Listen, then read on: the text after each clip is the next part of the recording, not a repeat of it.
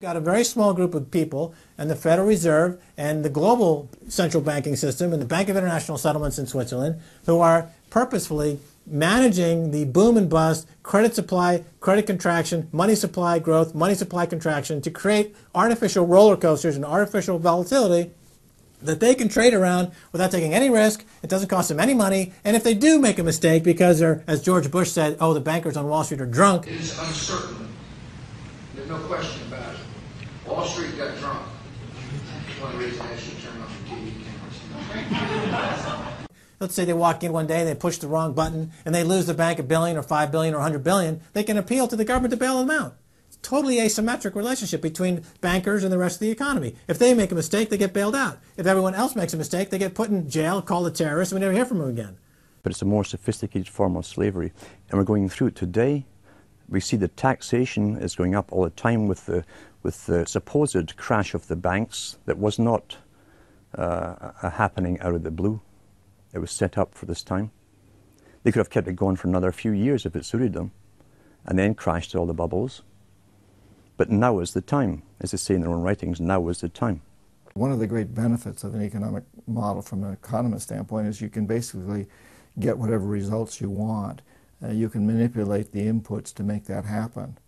And that makes it a very easy tool to use to hoodwink other people. These manufactured, these engineered financial catastrophes are the result of a central banking system that has the ability to add and subtract credit, add and subtract dollars and money at will to create this roller coaster effect. Because unlike most people, the banks are able to make profits as easily on the way down as they can on the way up in any given situation. Volatility is great for banks and professionals. Volatility is not great for the most average people.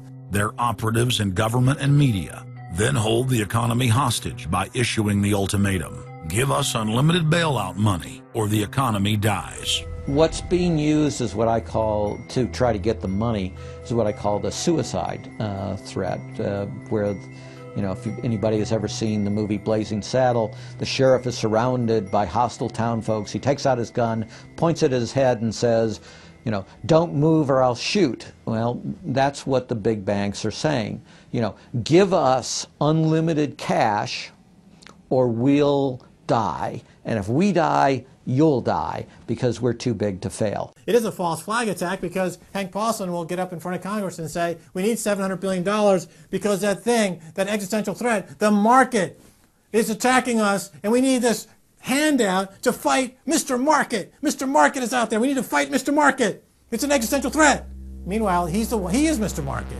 He's the one causing the problems. We had Paulson, a representative of Goldman Sachs who happened to be running the U.S. Treasury, came forward with a hysterical briefing for the Congress saying, we, the Wall Street bankers, demand $700 billion in bailouts. So they say, yes, we'll give you all the money you need.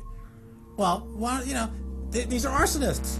Paulson, Tim Geithner, Bernanke, they're arsonists. They're asking for more matches. And the Congress is saying, who do we make the check out to? Who do we send these matches to? Who do we send the matches to? Is a ton of matches enough? Can we send you some gasoline to go with those matches? They're like, yes, please. Don't change our management. Don't pay us what assets are worth. Pay us way more than what our assets are really worth. Don't make us use honest accounting. Allow us to lie. We've just, under congressional pressure, changed the accounting rules for the express purpose of making sure that the big banks don't have to report honest losses. The only way they can pass this bill is by creating and sustaining a panic atmosphere. That atmosphere is not justified. Many of us were told in private conversations that if we voted against this bill on Monday, that the sky would fall, the market would drop 2,000 or 3,000 points the first day, another couple thousand the second day, and a few members were even told that there would be martial law in America if we voted no. That's what I call fear-mongering. We have people in the government threatening martial law or things to get their way in the executive branch against Congress. If you put all these signs together, it doesn't look good at all. To the extent we are a democracy, we're sort of a hairbreadth away from a police state. Congress aided the bankers in carrying out the biggest heist in history with the so-called banker bailout of 2008. The bailout money, the $13 trillion or so that have been given to the banks, is sitting on the balance sheet of the banks, and that is incurring interest costs. And that's going to precipitate the need to flush the system with more cash. And at some point, the dam will break, and you're going to have very high inflation. Some predict hyperinflation. You cannot print phantom money out of thin air, backed by nothing, and producing practically nothing without destroying the world economy. So unless we cut out the toxic funds, the toxic elements of this economy, every time we put in money on this bailout, it's just feeding the fire. It's not making things better. What should have happened is that those banks and investment banks should have been seized. They should have been seized by the Federal Deposit Insurance Corporation. Those are zombie banks. The Chase Manhattan, J.P. Morgan Chase, Bank of America, Citibank, Wells Fargo, Wachovia, so on down the line, to AIG in the insurance realm. These are zombie institutions, insolvent, bankrupt. The only thing to do with them is to seize them, put them through Chapter 11 bankruptcy. That'll probably turn into Chapter 7 bankruptcy, liquidation. And above all, triage the derivatives on their books. There's no way to bail out a $1.5 quadrillion black hole of derivatives. But nevertheless, they tried. They will, of course, try to regain some of this money back, but their debts, unlike any other period in history, are now a quantum size bigger than the entire global GDP by a factor of 50 to 100. It's almost infinite amount of debt. If you really look at the numbers, because of the massive, massive debt, and right now, total debt in this country is about 375% of the gross domestic product. And that's not including derivatives. If you put the derivatives in, it's probably 20 to 30 times gross domestic product. It's beyond what anybody has ever even considered. While they were looting North America into the ground, the international banking syndicate was simultaneously executing the same scam in over 100 other nations. So who got the money? To financial institutions in Europe and other countries. Which ones? I don't know. $500 billion and you don't know who got the money? Well, Obama's got one difficulty with this Congress. It's the number of freshman Democrats that got elected. Many of these people know that they got their seats from, and many of which got seats in the Senate and Congress from long-held Republican seats. They know that the people back in their states and in their constituencies will not tolerate this any longer. So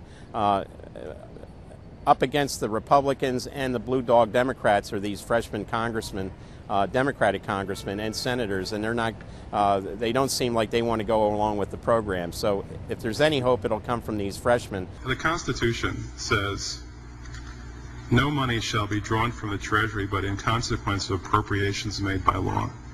This money is not drawn from the Treasury. Well, let's talk about that. Do you think it's consistent with the spirit of that provision of the Constitution for a group like the FMOC to hand out $500 billion to foreigners without any action by this Congress? Congress approved it in the Federal Reserve Act. When was that? Quite a long time ago. I don't know the exact date. 100 years ago? The original act is 1914, I believe. I don't know whether this provision was in 1914 or not, but the Federal Reserve Act was in 1913. All right, and at that time, the entire gross national product of this country was well under $500 billion, wasn't it? I don't know. Is it safe to say that nobody in 1913 contemplated that your small little group of people would decide to hand out $500 billion to foreigners? What the bailout legislation really did was give a blank check backed up by U.S. taxpayers to offshore megabanks. Of course, Congress has oversight. If you read the Constitution, our founders were very clear. Anything to do with taxes and money is put into the hands of both houses of Congress together. Both houses of Congress together must approve it. because it's a buck, because that's why we fought the revolution. Taxation without representation was part of it. Foreign banks, Société Générale of France, about 10 billion for a French bank. Deutsche Bank of Germany. Did Deutsche Bank need the money? How much did they get from the bailout? Well, they told us they got 12 billion from the bailout. And Barclays Bank of Britain, 10 billion. So you're up to almost $50 billion to bail out a series of foreign banks that were derivatives counterparties of AIG, plus Goldman Sachs. This is the biggest swindle, not only in the history of the United States, this is the biggest swindle in transfer of wealth in the history of the Western countries.